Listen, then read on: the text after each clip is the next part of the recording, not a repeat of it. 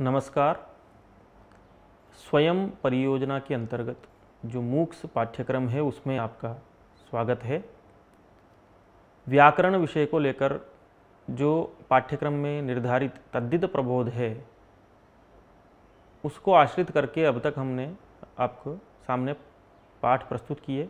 उसी क्रम में आगे बढ़ते हुए अब तक आपने प्रागदिशीय प्रकरण पर्यंत अध्ययन कर लिया। तो उससे आगे जो प्रागिवीय प्रकरण है उसके बारे में अब हम आगे जाएंगे। तो प्रागिवीय प्रकरण जो है, प्रागिवीय प्रकरण में जो प्रयोग आए हैं उनके प्रयोगों के विशेष जो भी हैं उनके वैशिष्ट्य के बारे में हम इसमें चर्चा करेंगे। इसमें मुख्य चर्चा का विषय यही होगा कि प्रागिवीय प्रकरण जो प्रत्यय हैं उनके बारे में विस्तार से हम चर्चा करें। तो दिक्शब्देभ्यः सप्तमी पंचमी प्रथमाभ्यः जो अस्ताति प्रत्यय का विधान किया गया था उससे पूर्व प्रागदिशीय प्रकरण का अर्थात प्रागदिशीय अधिकार था। तो वहाँ पर प्रागदिशीय अधिकार था तो उससे संबंधित विषयों में हमने पढ़ा कि प्रागदिशीय प्रकरण का अधिकार दिक्शब्देभ्य सप्तमी पंचमी प्रथमाभ्य दिग्देश कालेषु अस्ताति इससे प्राग है। और उसके बाद अब प्रागिवीय प्रकरण शुरू हो जाता है यहीं से। तो अब हम एक एक करके प्रागिवीय प्रत्ययांत जो उदाहरण है उनका परिशीलन करेंगे। सबसे पहले अस्ताति प्रत्यय। अस्ताति प्रत्यय के बारे में चर्चा करते हैं कि दिक्शब्देभ्य सप्तमी पंचमी प्रथमाभ्य दिग्देश कालेषु अस्ताति ही यह सूत्र है कि सप्तमी पंचमी और प्रथमांतों से जो दिग्देशवाचक, दिग्वाचक और देशवाचक जो है उनसे दिग्वाचक शब्दों से जो रूढ़ शब्द हैं उनसे अस्ताति प्रत्यय होता है।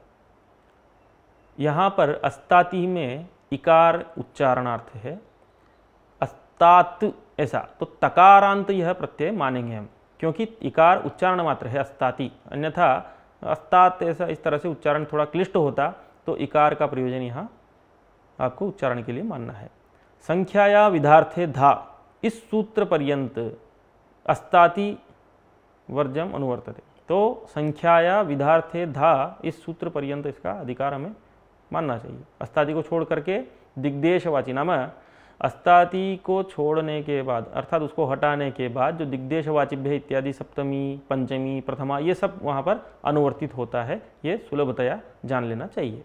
तो यहाँ पर विभक्तियों का और दिगादि का यथासंख्य नहीं है ऐसा व्याख्यानों में लिखा गया है। अब असी प्रत्यय की ओर चलते हैं। असी प्रत्यय पूर्वाधरावराणाम असिपूरधवश्चेषाम, ये एक सूत्र है। पूर्वाधरावराणाम असिपूरधवश्च एषाम, इस सूत्र से असी प्रत्यय का विधान किया है। और इसी सूत्र से पूर्व शब्द के स्थान पर पुर आदेश भी हो जाता है और अधर शब्द के स्थान पर अध ऐसा आदेश हो जाता है। अवर शब्द के स्थान पर अव आदेश का विधान किया जाता है।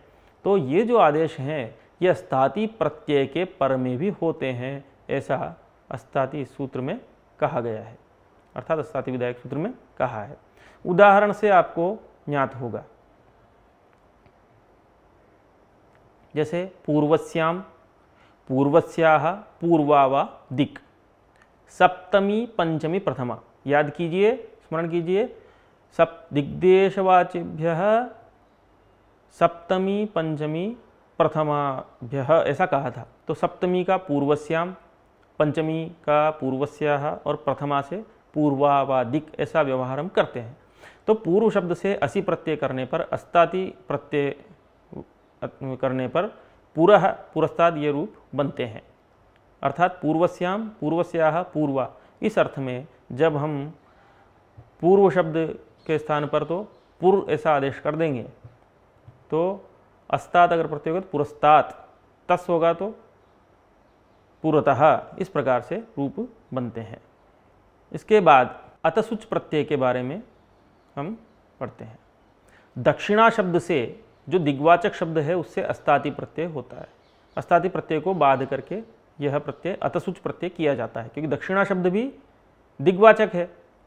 तो दिग्देशवाचिभ्य ऐसा कहा था, इस कारण से दिग्वाचक होने के कारण इससे भी अस्ताति प्रत्यय की प्राप्ति थी, उसको बाध करके यहाँ पर दक्षिणोत्तराभ्याम अतसुच, इस सूत्र से दक्षिणा शब्द से और उत्तरा शब्द से जो है अतसुच प्रत्यय का विधान करते हैं। तो दक्षिणतः, उत्तरतः, ये उदाहरण संपन्न होते हैं, निष्पन्न होते हैं।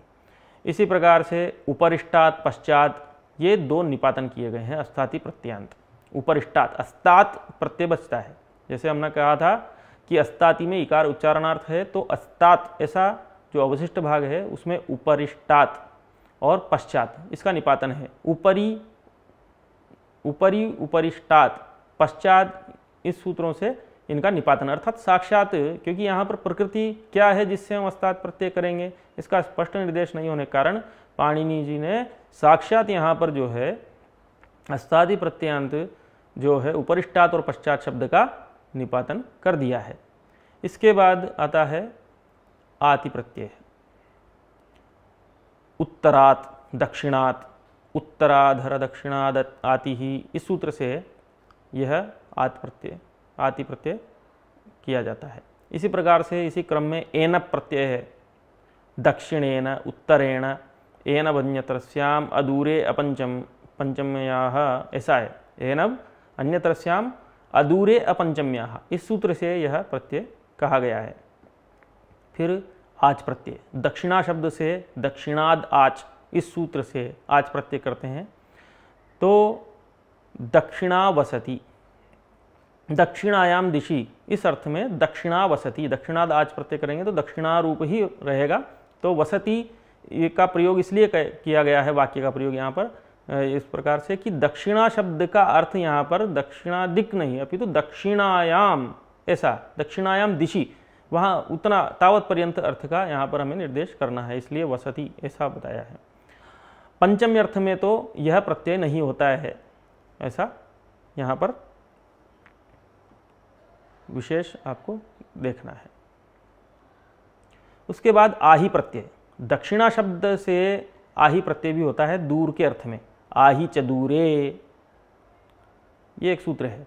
दक्षिणाही, फिर उत्तराच्य, उत्तर शब्द से भी होता है यही प्रत्यय आही प्रत्यय, तो उत्तराही, ऐसा उदाहरण संपन्न हो जाएगा।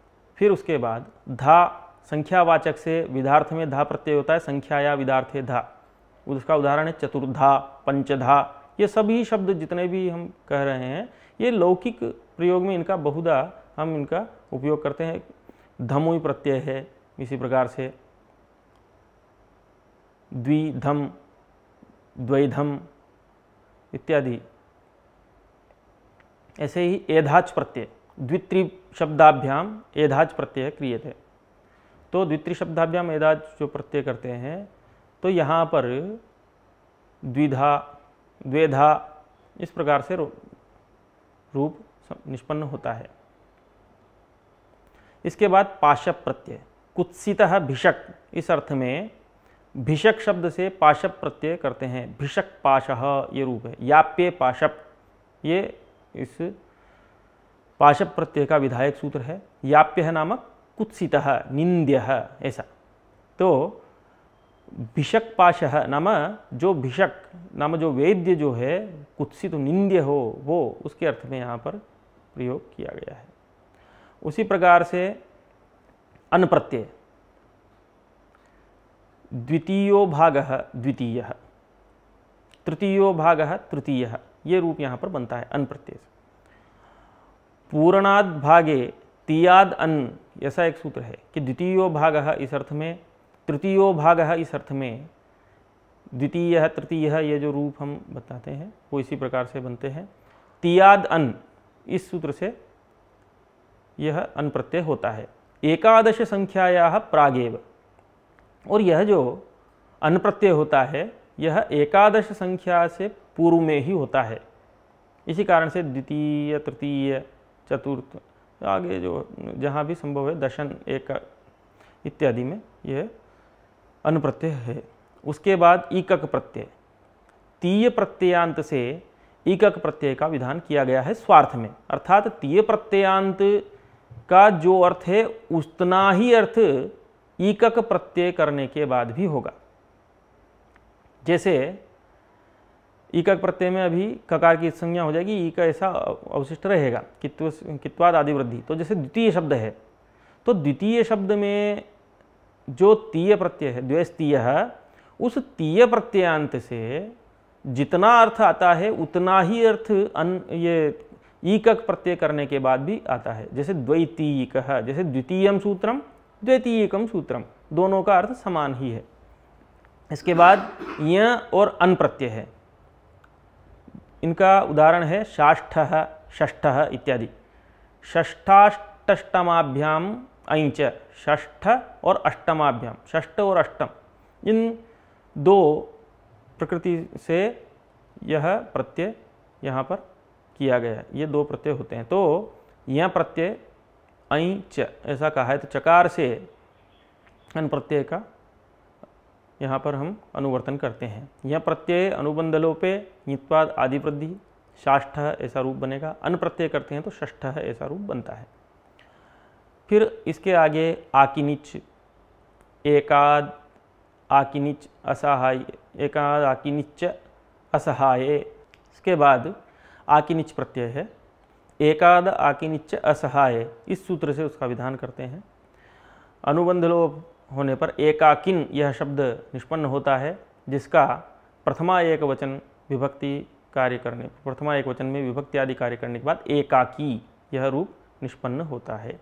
पक्ष में कन प्रत्यय होता है तो एककः यह रूप भी बनता है, और जब उसका लुक कर देते हैं तो एकः ऐसा रूप बनता है। इसी में आगे चल के भूतपूर्व चरट, ऐसे चरट प्रत्यय का भी निर्देश है। आढ्यचरः, भूतपूर्वः, ये सब जो आढ्य शब्द, आढ्यः भूतपूर्वः, आढ्यचरः इत्यादि प्रयोग जो हम करते हैं भूतपूर्व अर्थ में, उनमें भी इस चरट प्रत्यय का प्रयोग होता है। तो इस प्रकार से प्रागिवीय प्रकरण में आपने बहुत ही उपयोगी प्रत्ययों का, जिनका कि लोक में बहुधा उपयोग होता है, उन प्रत्ययों का अध्ययन किया है। तो इस प्रकार से ये पाठ यहीं पर समाप्त होता है। धन्यवाद।